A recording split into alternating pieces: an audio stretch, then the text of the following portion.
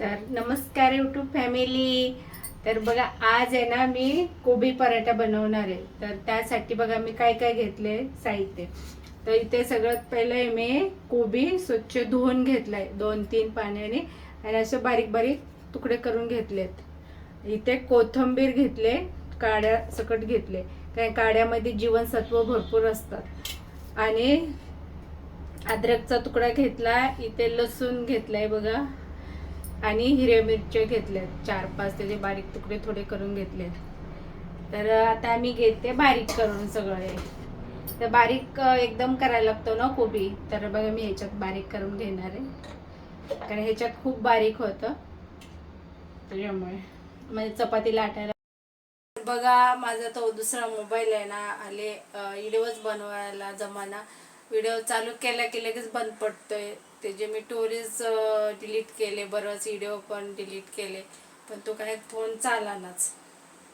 तर म्हणून मी हा घेतला. तर ह्याला पण लॉक पडतं. ह्याचे पण स्क्रीन एवढी चांगली नाही आहे, कारण व्हिडिओ चांगले येणार नाही, एकदम असे तुम्हाला स्पष्ट दिसणार नाही, धुरकट धुरकट दिसते. कॅमेरा एवढा चांगला नाही ह्या मोबाईलचा. तर तुम्हाला मी सांगत होते, तोच थोडासा म्हणजे व्हिडिओ बनला त्याच्यात की लगेच बंद पडला तो फोन. हा दुसरा घेतला तर बघा अर्धा तास गेला माझा त्या फोनमध्ये. हा लावला तर हा लॉकच झाला, लॉक पडला त्याला, तर निघता निघत नव्हता. आता निघालाय.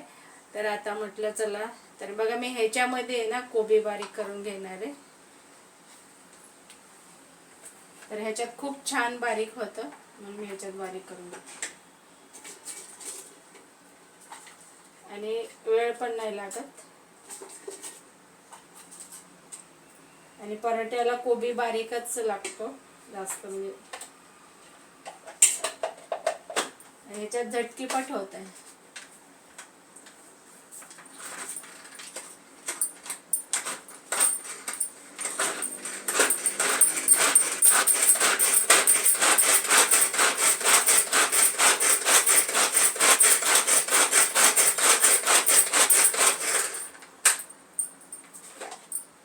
ह्याच्यात खूप छान बारीक होते.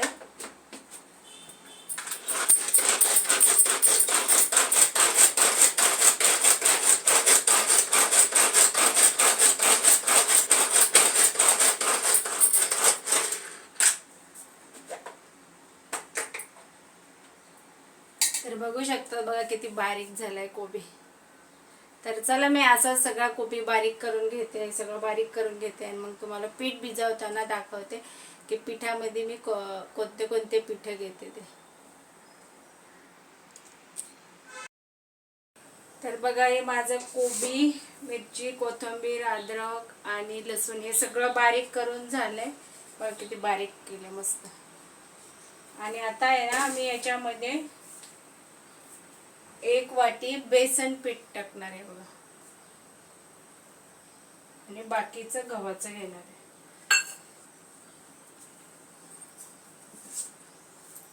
बाकीचं गव्हाचं आपल्याला जेवढं पाहिजे तेवढं. इथे मी 2 प्लेटी घेतल्यात. आणि हळद 1 चमचा छोटा, आणि हिंग.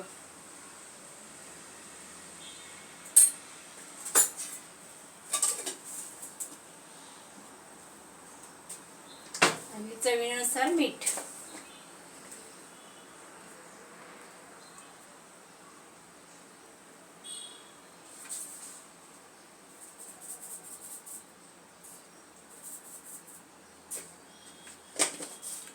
तर माझा मोबाईल बिघडलाय, जास्त काय आता मला ब्लॉग बनवता येत नाही. तर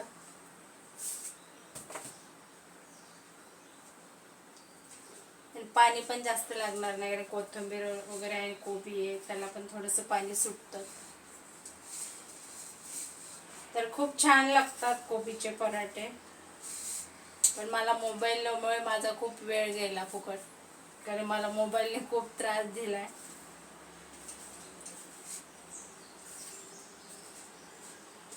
तर तुम्ही कसे बनवतात कोबीचे पराठे मला नक्की कमेंट करून सांगा.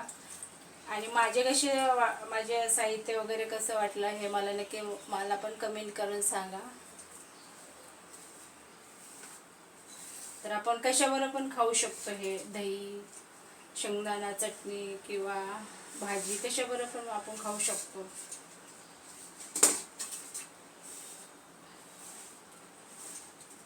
वल्ल्या खोबऱ्याची म्हणजे चटणी वगैरे कशावर पण छान लागतात हे कोबीचे पराठे. तर बघा पीठ भिजून झाले माझं मस्त असं. तर जास्त पातळ पण नाही जास्त घट्ट पण नाही, असं चपातीसारखंच पीठ भिजून घ्यायचं.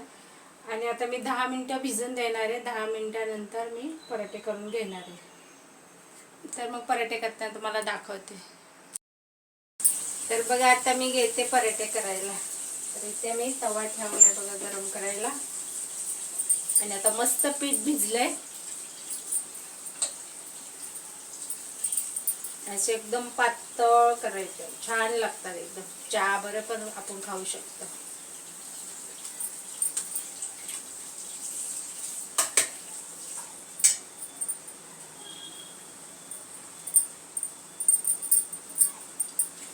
तर आता निखिल उठलाय. निखिल बोलतोय दही आणतो, दह्याबरोबर खाणार आहे.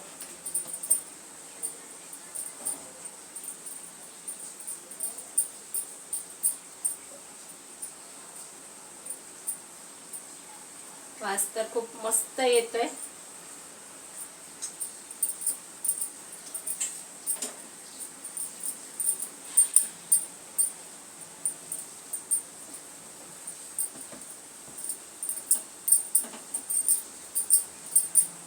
कोबीचा पराठा, मेथीचा म्हणा किंवा पालक, आलू पराठा, बरेच काय काय, बीट पराठा.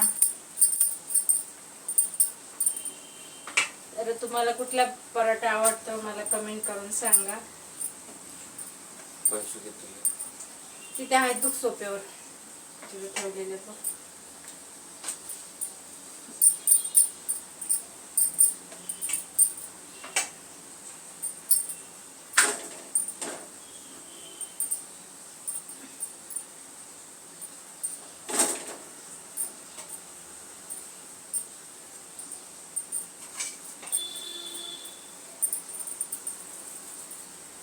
बेसन पीठ टाकल्यामुळे ना छान असे मऊ राहतात, कडक वगैरे होत नाहीत, नरम होतात एकदम मस्त.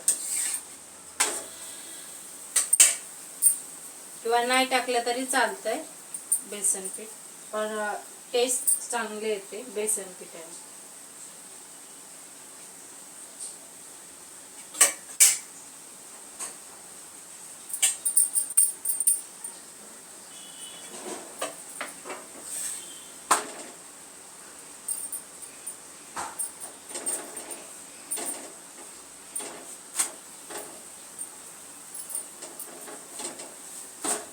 दोन्ही साईडनी तेल लावून घेतलंय.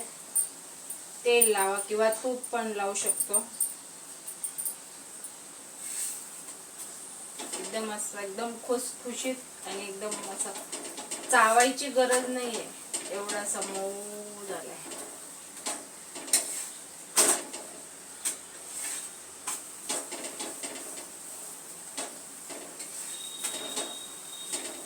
तर खूप दिवसातून बनवलेत मी कोबीचे पराठे.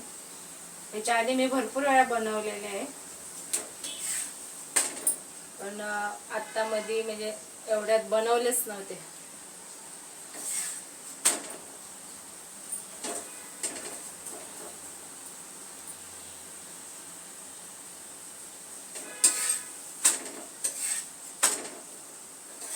तर बघा किती सुंदर झालाय पराठा. तर चला मी घेतेच तोपर्यंत सगळे बनवून. तर बघा झाले माझे पराठे करून, खूप सुंदर आणि मस्त असे झालेत बघा. पातळ एकदम पातळ केले तसे. तर चला भेटू पुढच्या ब्लॉग मध्ये. तोपर्यंत बाय. आणि व्हिडिओ आवडला तर ना लाईक, शेअर आणि सबस्क्राईब नक्की करत जा. तर माझे जर नवीन नवीन व्हिडिओ तुम्हाला पाहायचे असतील ना तर माझ्या चॅनलला सबस्क्राईब करा, तर मग असेच नवीन नवीन व्हिडिओ तुम्हाला बघायला भेटते. तर चला तर बाय.